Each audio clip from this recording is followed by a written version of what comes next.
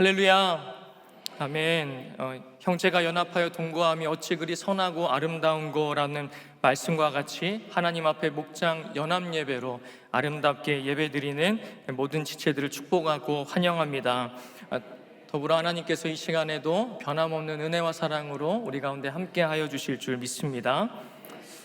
요즘 각 교구의 이슈 중에 하나가 무엇인가라는 생각을 해보았습니다. 오늘 또 목장 연합 예배니까요. 아무래도 교구 연합 모임이지 않을까라는 생각을 해봤습니다. 교구들마다 친교 모임으로 또 영화 관람으로 또 운동회로 여러 모양으로 이 연합 모임을 준비하고 또 하고 있습니다. 제가 맡고 있는 일교구에서도 일산 호수공원에서 교구 모임을 가졌습니다. 야외에서 함께 모여서 예배하고 교제하고 걷고 이런 시간들을 보냈는데요. 이날에 제가 무엇을 했을까요? 예배를 담당하고 그리고 예배 말고도 다른 것들을 또 주시더라고요. 그래서 이제 레크레이션을 이제 인도를 했습니다. 제가 레크레이션 인도를 잘 할까요? 감사합니다. 믿음을 가지고 대답하시는 것 같네요. 보지 않으셨지만 한번 해볼까요? 게임을 연합 예배니까요. 자, 왼손을 한번 이렇게 펼쳐보시고요. 오른손을 이렇게 한번 들어보십시오. 이렇게 딱 들으셔서 옆 사람과 이렇게 옆 사람 손에다가 이렇게 콕 이렇게 찍어보세요. 콕 이러다가 이렇게 하시다가 제가 잡아 하면 잡는 거예요. 아셨죠? 지금 잡는 거 아니고요. 자 시작. 콕은 제가 해요. 콕. 아직 콕 잡으라면 잡으라고요. 아직 아니에요. 콕 잡아. 자, 잡은 분들 한번 손 들어보세요. 잡은 분들. 내가 잡았다. 한번 얼굴 한번 이렇게 한번 보세요. 이렇게 잡으실 것 같죠? 아이고 그냥 게임을 그냥 아주 열정을 가지고 눈 크게 뜨고 아까 우리 목사님들 나오셔서 우리 목회자 찬양팀 찬양할 때도 이런 열정 이렇게 열심히 하셨죠? 박수도 열심히 치고 하셨는데 열심히 또 이렇게 레크레이션 참여해 주셔서 제가 더 힘을 얻고 설교를 할 수 있을 것 같습니다. 그 중에 제가 게임 하나를 더 했는데요. 너도 나도라는 게임입니다. 너도 나도라는 게임을 제가 진행을 했는데 이 게임은 이제 어떤 한 주제를 가지고 사람들이 이제 글을 쓰기 시작하는 거예요. 그래서 나와 비슷하게 쓴 사람들이 있으면 그 사람들의 많으면 많을수록 점수를 많이 받는 거예요. 그러니까 다른 사람들의 마음을 생각하면서 쓰는 거죠. 이런 거예요. 내 생일에 받고 싶은 선물은 무엇인가? 그럼 막 쓰실 거 아니에요. 집을 받고 싶다, 차를 받고 싶다 이렇게 쓰시잖아요. 다 똑같아요, 사람들. 다 똑같더라고요. 다 그런 거 쓰셔요. 그러면 아이고 집이요, 자동차요 막 이러면서 막 해가지고는 5점, 10점 막 이렇게 했어요. 근데 제가 이걸 얘기하고 싶은 게 아니라 두 번째 질문을 제가 드렸는데 나에게 10억이 생긴다면 당신은 어떻게 쓸 것입니까? 라고 질문 드렸어요. 10억. 잠깐 생각해 보세요. 10억. 딱 나갔는데 10억이 생겼어요. 예배 끝나고 나가셨어. 10억이 근데 그냥 통장으로 바로 꽂혔어. 어떻게 하실 거예요, 10억을? 어떻게 쓸까요? 여러 가지가 있겠죠. 손주들도 용돈도 주시고 어떤 분은 자녀에게 상속하겠다. 이 상속세는 어떻게 해야 되냐 이렇게 물어보시기도 하고 땅을 사겠다 또는 이렇게 사업을 하겠다. 그리고 교회에 당연히 11조 이건 어떻게 해야 되냐 선교와 구제에 쓰겠다 이런 거를 막 적으셨어요. 저희 지구장님과 장로님이 이렇게 한 장을 적으셨어요. 한 장을 서로 의논해서 한 장을 적으셨는데 여기 제가 8가지를 적도록 해놓거든요. 아파트 이사하겠다, 땅 사겠다 이런 쭉 적혀 있어요. 교회에 선교와 구제를 하겠다. 그런데 6번째 정확히 뭐라고 써 있냐면요, 이렇게 써 있어요. 뭐라고 써 있을까요? 김은찬 목사님과 50%.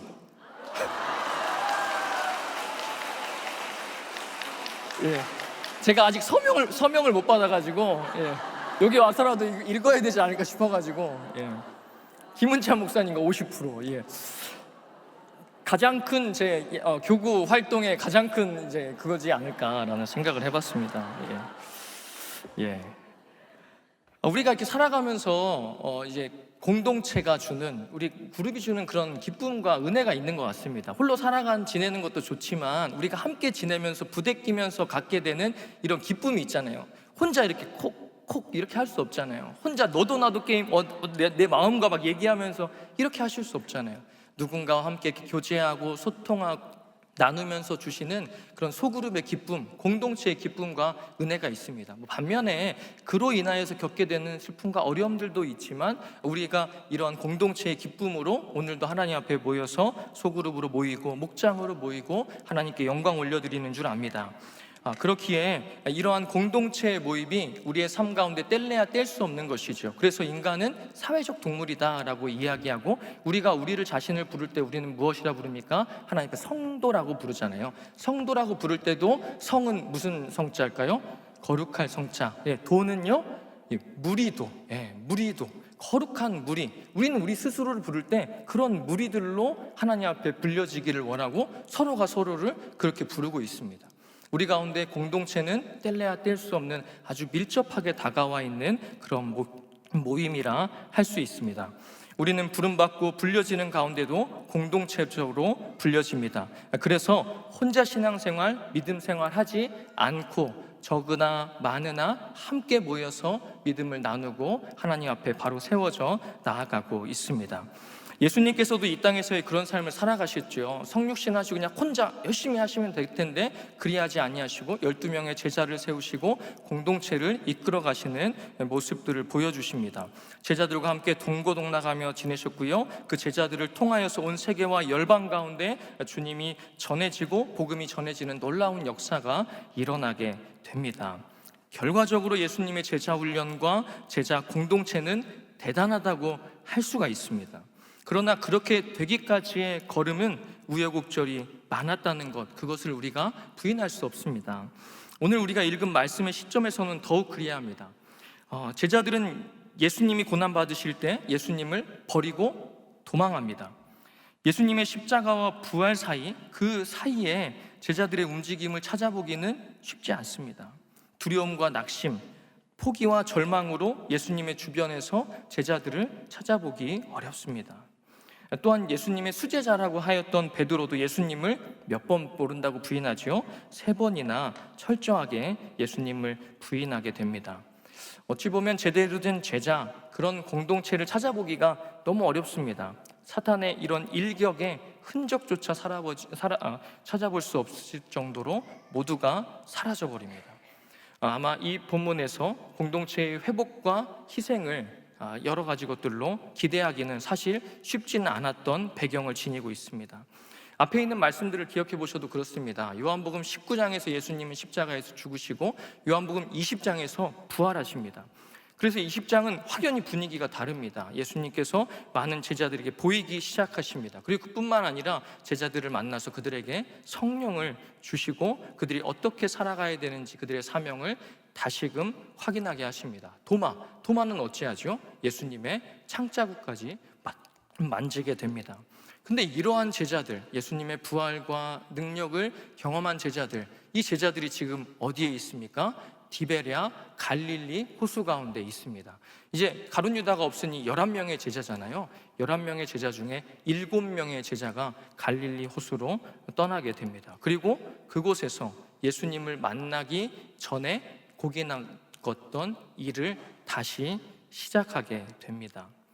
사실 고기를 왜 낚았느냐 이거에 대해서는 정확하게 알기는 어렵습니다. 그냥 물고기를 얻기 위해서 그들이 잡았을 수 있지만 사실 그들이 지금 고기를 잡는 일 가운데 나아갈 그런 상황들은 아닐진데 그들이 지금 그런 호수 가운데 물고기를 잡는 일을 하고 있습니다. 그리고 그곳에서도 또 다른 실패를 경험하게 되죠. 물고기를 잘 낚았던 베테랑 어부들이 그리고 프로페셔널한 그들이 물고기를 한 마리도 잡지 못하는 놀라운 그런 일들을 경험하게 됩니다. 근데 그 자리 가운데 누가 찾아오시죠?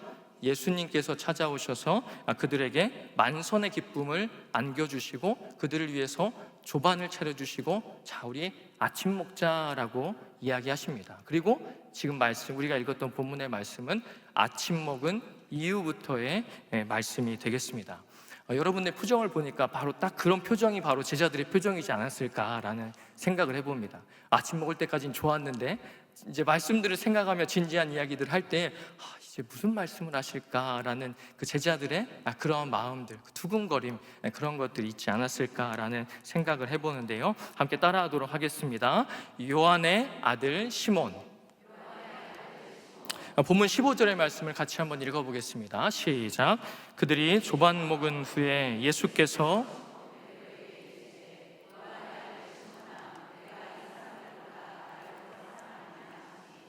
이르되 주님 그러하나이다. 내가 주님을 사랑하는 줄 아시나이다. 이르시되 내 어린 양을 먹이라 하시고. 아멘.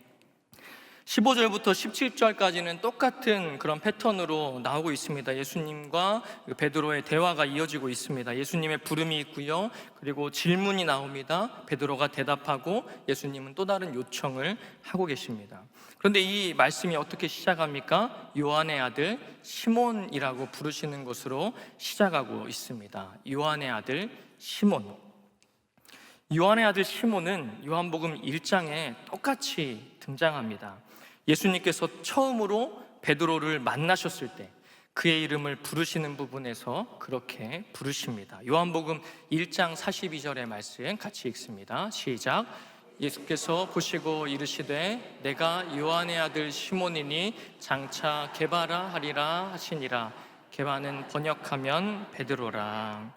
예수님은 베드로를 원래의 이름으로 다시 부르십니다. 베드로의 원래 이름은 시몬입니다.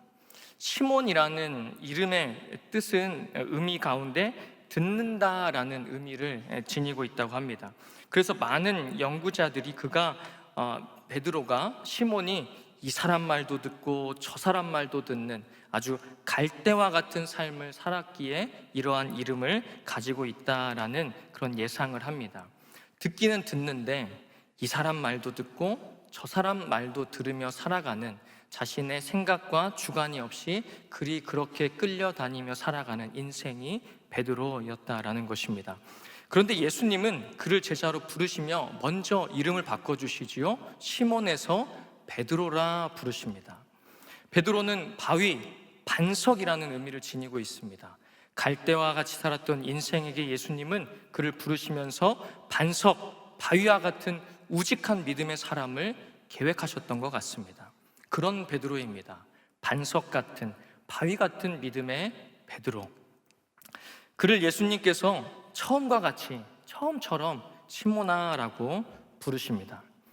베드로를 포장하고 있었던 다른 모습들을 깨끗하게 제거하시고 원래의 그의 이름을 부르십니다.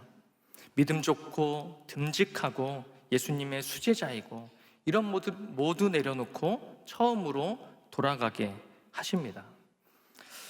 우리의 본래의 모습을 부르심이 얼마나 은혜인지 모릅니다. 우리가 어떤 직분으로, 또 어떤 직책으로, 어떠한 일로, 어떠한 기대로, 어떠한 업적으로 우리를 부르시는 것이 아니라 본래의 그 모습 그대로 시몬으로 부르신 것입니다. 베드로를 어렵게 만들었던 그 마음 가운데 하나가 무엇일까요? 예수님은 자신을 베드로와 같은 믿음의 사람으로 부르셨는데 그가 예수님을 배반했다라는 그 자책감이 그를 어렵고 힘들게 만들었을 것입니다. 어쩌면 이제 베드로라고 불리기를 거부하는 그런 마음도 있지 않았겠습니까? 그래서 예수님은 그를 본래의 이름이었던 시몬으로 부르고 계십니다. 우리도 주님 앞에 그러한 사람으로 불려지기를 즐겨했으면 좋겠습니다. 베드로와 같이 우리를 하나님의 사람, 제자로 세우시며 비전을 품고 여러 직분 가운데 우리를 세우셨지만 주님과 내가 독대하는 그 시간에도 그런 이름으로 불려지는 것이 아니라 본래의 이름으로 불려지는 우리의 삶이 되었으면 좋겠습니다.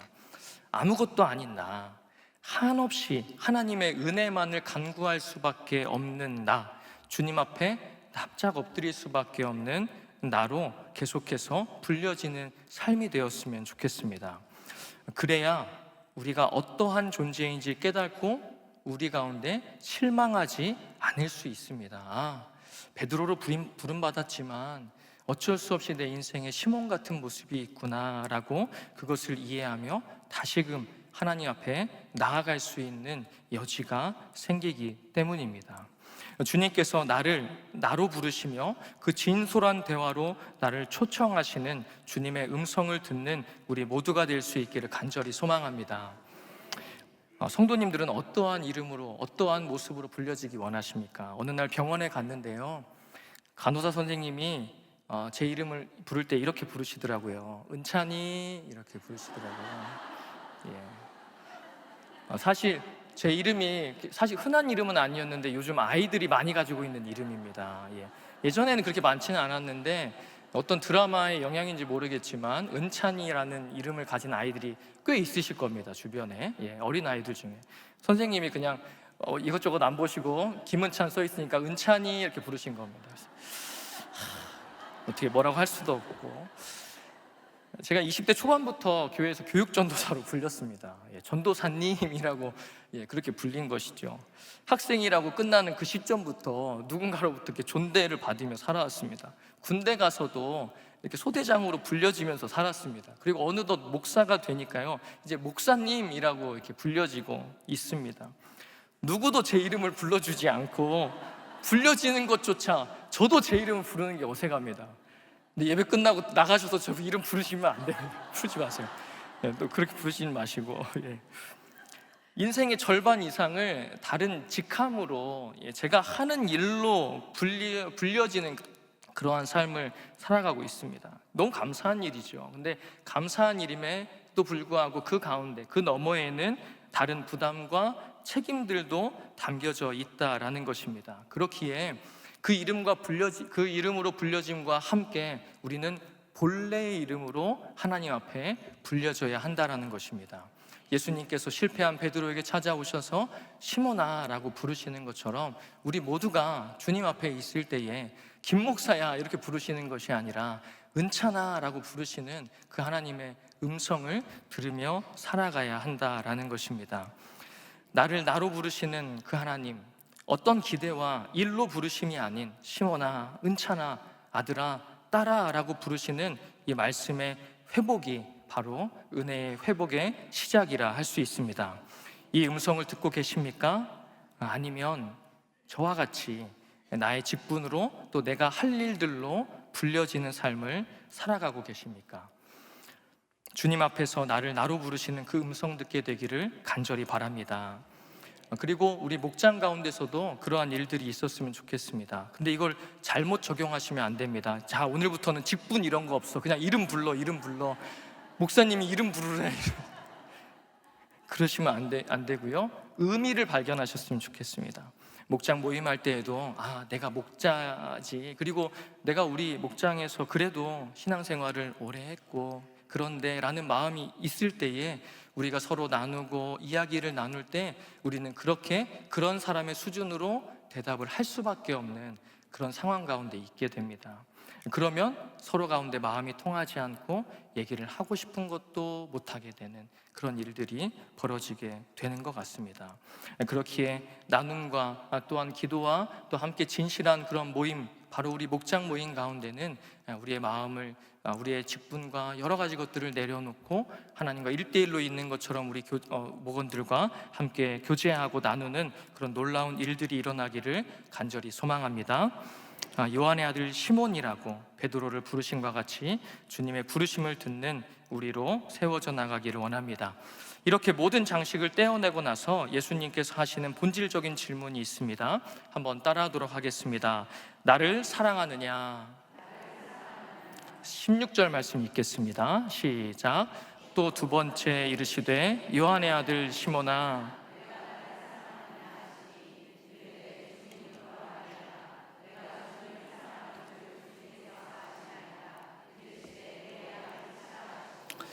예수님은 베드로를 찾아오셔서 자신을 사랑하는지를 물어보십니다. 여러분이라면 어떻게 하셨을 것 같습니까? 이런 베드로에게 어떠한 질문을 먼저 던지셨을까요? 저라면 다른 것들 많이 물어보고 싶었을 것 같습니다. 베드로야, 너 왜 그랬니? 이걸로 시작해서 너의 믿음에 어떠한 문제가 있는 거니? 이렇게 따지고 들지 않았을까라는 그런 생각을 해봤습니다. 이런저런 질문을 베드로에게 던졌을 것 같습니다. 베드로와 예수님 사이에 어떠한 일이 일어났습니까? 죽어도 예수님을 부인하지 않을 거라고 하였던, 그렇게 장담하였던 베드로, 주님과 함께 차라리 내가 죽겠습니다 라고 이야기했던 베드로는 자신의 말을 지키지 못하고 예수님을 3번이나 부인하고 도망치는 믿음의 실패자가 됩니다. 굴욕적인 수치스러운 경험을 베드로는 안고 있지요. 이런 베드로를 향해서 다른 많은 말씀들을 하실 수 있지만 예수님은 말씀하십니다. 나를 사랑하느냐라고 물으십니다. 나를 사랑하느냐? 정말 나를 사랑하니? 진짜이니? 정말? 이렇게 물으시는 예수님의 모습을 보게 됩니다. 이 질문이 정말 중요하다라는 것을 이 다음의 모습들을 통해서 살펴볼 수 있습니다. 이 질문을 받고 살아가는 베드로는 이제 다시금 하나님의 은혜 가운데 회복되고 공동체와 또 초대교회의 리더로 세워져 나가기 때문입니다. 예수님의 이 세 번의 질문에 사랑이라는 말이 다른 언어로 이제 헬라어에서도 다른 언어로 사용되었다라는 것들을 많이 들어보셨을 것입니다. 신적인 사랑을 가리키는 아가페로 쓰여지고 있고 또 이제 인간적인 사랑인 필레오라는 말로 번갈아 가면서 쓰이는 그런 경우들이 있지만 당시에는 두 가지를 혼용해서 그냥 사랑이라는 말로 쓰이기도 했다라고 합니다. 그렇기에 그러한 우리의 생각들은 잠시 내려놓고 예수님은 계속해서 그에게 나를 사랑하는지를 확인하고 또 확인하고 물어보신다라는 것을 마음에 담으셨으면 좋겠습니다. 예수님의 이 질문을 통하여서 베드로는 주님을 배신했던 괴로움에서 일어나 다시금 위대한 사명으로 자신의 믿음의 길을 바꾸어 걸어가게 됩니다. 그리스도인에게, 사역자에게, 봉사자에게, 헌신자에게, 성도에게 핵심되는 질문은 예수님이 베드로에게 하셨던 질문입니다. 예수 그리스도, 나를 사랑하느냐? 사랑이 뭐길래 예수님은 이 상황에서도 이렇게 사랑하느냐라고 물으십니까? 사랑은 모든 것입니다. 고린도전서 13장에 이렇게 말씀하십니다. 아무리 능력이 있어도 사랑이 없으면 아무것도 아니다 라고 말씀하시죠. 믿음이 있다 하여도, 모든 것을 안다 해도 사랑이 없으면 아무것도 아니라 하십니다. 큰 믿음, 주님 다시 오실 것을 소망함으로 더 큰 것을 바라보며 살아가는 그런 믿음이 있다 해도 사랑이 없다면 아무것도 아닙니다. 사랑이 전부라 하십니다. 예수님도 율법사들과 함께 논쟁하시며 가장 위대하고 가장 큰 계명이 무엇이냐 말씀하실 때 하나님 사랑하고 이웃 사랑하는 것이 크고 중요한 계명이다라고 말씀해 주십니다. 사랑이야말로 우리 신앙의 본질이요 모든 것이라고 할 수가 있습니다. 예수님을 사랑하십니까? 아멘. 예수님을 사랑하는 마음으로 우리가 주님 앞에 서 있어야 합니다. 우리에게 선한 능력으로라는 찬양으로 잘 알려진 독일의 신학자 디트리 본회퍼는 히틀러의 독재 가운데서 신앙 공동체가 얼마나 중요한지를 성도의 공동생활에서 강조하고 있는데요. 그가 이렇게 쓴 글이 있습니다. 함께 제가 한번 읽어보도록 하겠습니다. 그리스도인은 오직 예수 그리스도를 통해서만 다른 사람에게 다가갈 수 있습니다. 사람들 사이에는 다툼이 있습니다. 사도 바울은 예수 그리스도를 그는 우리의 화평이신지라라고 말합니다. 분열되었던 옛 인류는 예수 그리스도 안에서 하나가 되었습니다. 예수님이 없다면 하나님과 인간과 인간 사이에는 불화가 있을 뿐입니다. 그리스도께서는 중보자 되어 하나님과 인간을 화평케 하셨으며 인간들 사이에도 평화를 이루셨습니다. 그리스도가 아니었다면 우리는 하나님을 알 수 없으며 하나님을 부를 수도 없고 하나님께 나아갈 수도 없을 것입니다. 그리스도가 없다면 우리는 형제도 알 수 없을 것이며 형제들에게 다가갈 수도 없을 것입니다. 주님의 질문은 다시금 공동체를 세우고 섬겨야 했던 베드로에게 가장 적절한 질문이 되었습니다. 베드로가 가장 중요하게 생각해야 되는 질문입니다. 예수님을 사랑함이 모든 문제와 실패 가운데 절망과 슬픔 가운데 있었던 사람에게 다시금 힘과 능력을 주기 때문입니다. 그리고 그 대답 가운데도 은혜가 담겨져 있습니다. 이전에 베드로라면 내가 나를 사랑하느냐 물으셨을 때 베드로가 당연히 어떻게 했을까요? 아유, 예수님 그거 말해서 뭐합니까? 제가 예수님 얼마나 사랑하는데요 라고 다른 모든 제자들보다 그러합니다 라고 자신 있게 그렇게 대답했을 것입니다. 그러나 이제 그도 그의 믿음과 마음 가운데 자신할 수 없습니다. 그러니 누구에게 그 바톤을 넘깁니까? 예수님께 넘기지요. 예수님 아시지 않습니까? 라고 그렇게 이야기합니다. 예전에는 자신의 기준과 판단으로 나는 예수님을 사랑하는 사람이야 라고 자신을 생각하고 살았던 베드로가 하나님 앞에 무너지니, 이제는 하나님, 제가 하나님을 사랑하는 마음이 어떤지 모르겠지만 제 마음 한켠에는 그 작은 사랑이 있으니 이 상황들을 잘 극복하고 하나님 내 사랑을 받아주십시오. 제가 주님을 사랑합니다 라고 겸손하게 고백할 수 있게 된 것입니다.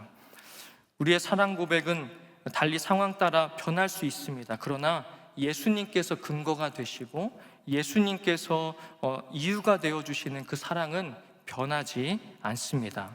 주님을 향한 우리의 사랑도 마찬가지입니다. 우리의 능력으로, 우리의 생각으로 예수님을 사랑한다 하지만 우리의 연약함을 인정하고 사랑의 주체가 되시는 예수님께 내어드릴 때에 우리의 부족하고 작고 연약한 사랑이 하나님의 은혜 가운데 더욱더 풍성해지고 온전케 되어질 줄 믿습니다. 그렇게 베드로가 쓰임받고 세워져 나가고 있습니다. 함께 모여 믿음의 교제를 나누는 우리의 목장과 목원들 가운데도 이러한 믿음의 고백과 기도의 제목이 있었으면 좋겠습니다. 하나님을 가장 사랑하는 우리 목장, 하나님을 사랑하기에 모인 우리 목원들. 이전에는 그저 사람이 좋아서 모이고 즐거워서 모였던 그것을 뛰어넘어서 이제 우리 목장이 달려갈 그 방향성이 주님을 가장 사랑하는 목장, 모든 목원들이 주님께 향하고 있는 목장. 그래서 주님이 우리의 모든 것 되어주시고 우리의 기초가 되어주시는 그러한 든든한 목장들로 세워져 나가는 은혜가 있기를 간절히 소망합니다.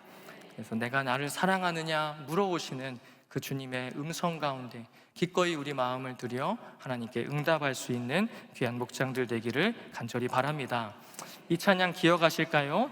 주만 바라볼지라를 부른 다윗과 요나단의 그런 찬양입니다. 요한의 아들 시모나라는 찬양, 우리 함께 찬양하도록 하겠습니다. 요한의 아들 시모나, 내가 다른 사람들보다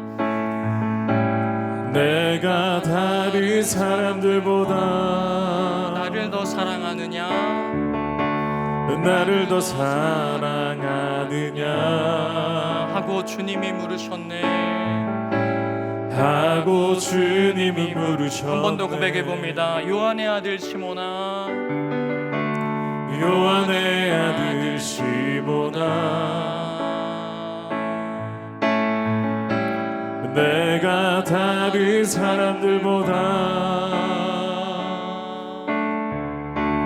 나를 더 사랑하느냐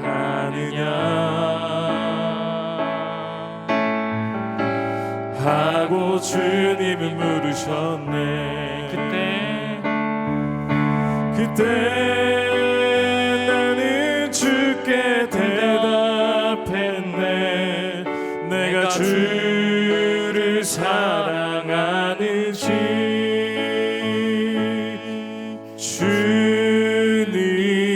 주님께서 아십니다.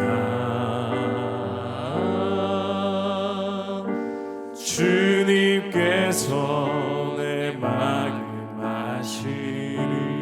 아멘, 아멘. 주님을 사랑하는 목자들, 목원, 또 우리 목장들 되기를 간절히 소망합니다. 우리 마지막으로 따라하겠습니다. 내 양을 잘 돌보아라.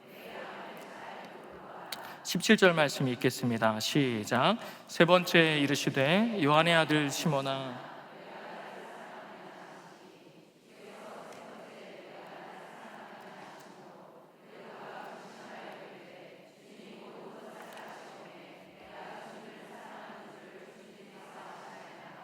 아멘. 아멘. 마지막으로 이 사랑은 말로만 끝나지 않는 사랑이라는 것을 분명하게 알려주십니다. 예, 주님 사랑합니다. 주님 아시지 않습니까? 라고 대답했던 베드로에게 예수님께서는 그래, 됐다, 잘했다, 그렇지 라는 말로 끝맺지 않으십니다. 내 양을 먹이라, 치라, 먹이라 라고 말씀하십니다. 여기서 양을 먹이고 치는 것은 양을 잘 돌보는 모습입니다. 그렇기에 공동 번역에서는 이 모든 말씀을 양을 돌보다라는 말로 번역하고 있습니다. 그렇게 크게 보자면 예수님의 요청은 양을 잘 돌보라라는 것입니다. 공동체를 잘 세워가라라는 부탁이죠. 예수님을 부인하고 공동체를 이끌 수 없었던 베드로에게 예수님은 다시금 새로운 사명의 자리로 초대하십니다. 다시 내 양을 먹이고 치고 돌보라, 내 양을 잘 돌봐달라라는 것이 예수님의 부탁입니다. 예수님께서 친히 상처난 그의 마음을 만지시고 구체적으로 사랑하고 헌신하는 삶으로 그를 초대하고 계십니다. 사랑에는 이러한 행동이 따르고 그런 행동을 통하여서 사랑이 표현되어집니다. 데살로니가전서 1장에 데살로니가 교회의 성도들의 삶을 이야기할 때 이렇게 이야기하십니다. 같이 읽겠습니다. 너희 믿음의 역사와 사랑의 수고와 우리 주 예수 그리스도에 대한 소망의 인내를 우리 하나님 아버지 앞에서 끊임없이 기억함이니. 아멘.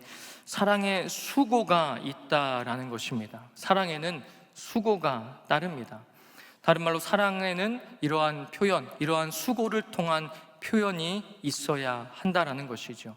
그래서 게리 체프만은 자신의 책 사랑의 언어라는 책에서 5가지 사랑의 언어를 이야기하고 있습니다. 인정하는 말, 함께하는 시간, 선물과 봉사, 스킨십이 사랑을 표현하는 5가지 모습이 될 수 있다라는 것이죠. 무슨 말인가 하면 인정하는 말을 받고자 하는 그 인정하는 말이 나의 사랑의 언어인 사람에게 이렇게 선물을 준다 해도 이거는 사랑받는다라는 마음을 이제 느낄 수 없다라는 것입니다. 나는 그냥 한마디 해주면 됩니다. 잘했네, 아유 고생했네 라는 말이 나를 사랑한다라는 말로 들리는 사람에게 아무리 선물을 줘봤자 그 사람은 사랑받는 줄 모른다라는 것입니다. 그래서 우리 각자에게는 그런 사랑받는 언어의 모습들이 다를 수 있다라는 말이죠. 이것처럼 우리 모습 가운데도 또 하나님 주님께서도 그가 어떻게 사랑을 표현하고 살아야 되는지를 명확하게 말씀하십니다. 그가 사랑을 표현하는 것은 양을 돌보는 일로 분명하게 보여지고 있습니다. 신혼 때는 사랑이 참 서툴렀던 것 같습니다. 아내가 첫째를 임신하고 있을 때의 일입니다. 저는 나름대로 합리적인 사람이라고 생각합니다. 모든 사람이 그렇겠죠. 합리적인 사람이라고 생각을 하는데 김밥을 시켜 먹는데 임신한 아내가 이제 몇 줄을 먹어야 돼 이렇게 고민하다가 3줄을 먹겠다는 겁니다. 이제 둘이 가서 먹을 때. 근데 저는 제 생각에는 김밥은 원래 한 사람이 1줄 먹는 거 아닙니까? 3줄을 시켰을 때에 다 먹을 수도 있지만 이게 남기면 아깝지 않습니까? 그래서 그게 괜찮을까 이런 뉘앙스와 이런 모습들. 그래서 제가 결국 기억은 잘 안 납니다. 제가 고집을 피워서 2줄을 시켰는지 기억이 안 나는데 아무튼 아내가 굉장히 어려워했습니다. 임신한 아내는 더 먹고 싶은 마음이 있을 수 있잖아요. 임신해 있는 상황이기 때문에. 그런데 이제 신혼초니까 그런 거 잘 몰랐습니다. 그런 개념이 탑재되어 있지 않았습니다. 그래서 저는 당연하게 그냥 이야기한 것이죠. 이거 어떻게 3줄이면 남지 않을까라는 심각한 표정을 제가 했고 아내는 마음이 이제 삐뚤어진 그런 순간들을 경험했던 것이 있었습니다. 어떻게 보면 참 용감했죠. 용감했던 것 같습니다. 사랑하는 방법을 잘 모르고 어떻게 표현하는지 모르고 그 상황들을 잘 판단하지 못하는 그런 모습에서 그렇게 표현했던 그런 모습들이 있었습니다. 그런데 그런 모습들을 넘어서는 것이 사랑 아니겠습니까? 3줄을 시켜서 얼마나 많이 남는다 하여도 그것을 시켜주는 게 사랑이잖아요. 그렇죠? 고해성사 같은 시간인가요? 어쨌든 그걸 시켜주고 그냥 이렇게 해주는 게 사랑이겠죠. 근데 그때는 사랑이 이제 잘 그렇게 하지 못했던 그런 모습들이 기억이 났습니다. 우리의 삶 가운데도 우리가 하나님 앞에 사랑을 표현하고 공동체를 이루고 또한 그렇게 세워나가는 그러한 모습들, 양을 돌보고 먹이고 치는 것 가운데 우리의 그러한 모습들이 한 단계 더 나아가야 된다는 것을 생각하게 되었습니다. 우리가 오늘 왜 모여서 함께 예배합니까? 우리가 이제 내일 있을 장학기금 마련을 위한 바자회로 함께 또 모여서 마음을 같이 하고 기도하고 준비하는 것 아니겠습니까? 그냥 어찌 보면 장학금 마련, 장학기금 마련, 어떤 사람이 그냥 헌금하면 되겠지라는 그런 생각을 하지만 우리는 특별히 조금 더 불편한 방법들을 선택합니다. 우리의 몸을 들여서 헌신하고 봉사할 수 있는 방법과 그러한 구조들 가운데 살고 있다라는 것이죠. 그래서 어떻게 보면 내가 사고 싶지 않은 것들이 있을 수 있습니다. 내 마음에 들지 않는 것들이 있을 수 있다는 거죠. 근데 그 너머에 그것들을 통하여서 이루어지는 것은 어떠한 일입니까?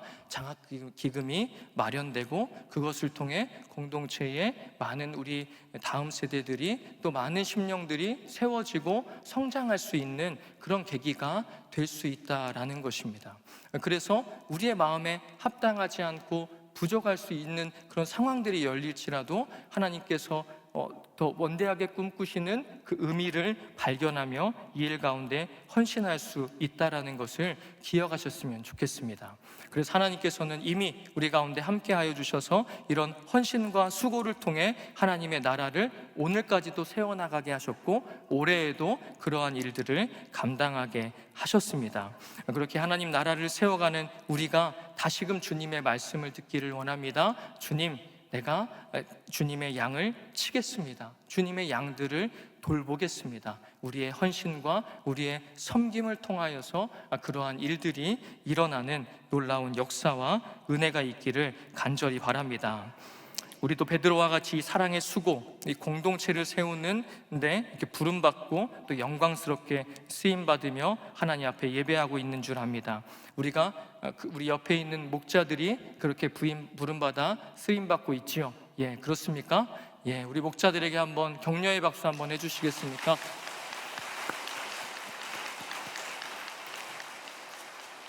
그렇지만 또 하나가 있지 않겠습니까? 목자를 본래 뒤에서 기도로 또 여러 섬김들로 섬겨주는 그런 목원들이 있으시지요? 아멘. 우리 그분들을 향해서도 박수하도록 하겠습니다. 그렇습니다. 우리는 누구나 베드로와 같이 주님의 부르심을 받아 내 양을 돌보라라는 말씀에 순종하며 그 일을 여러 모양들로 감당하고 있습니다. 그리고 내일의 바자회가 또 그러한 우리 순종과 헌신의 길들이 될 것입니다. 하나님께서 베드로를 세우셔서 그 믿음의 공동체를 세우셨던 것처럼 우리의 헌신을 통해 그러한 일들을 감당하게 하신다는 것을 기억하며 모이기 어렵고 함께하기 어려운 이 시대에도 목장과 또 우리 지구와 교구와 또 공동체를 새롭게 하는데 베드로와 같이 쓰임받는 우리 모두가 되기를 간절히 소망합니다.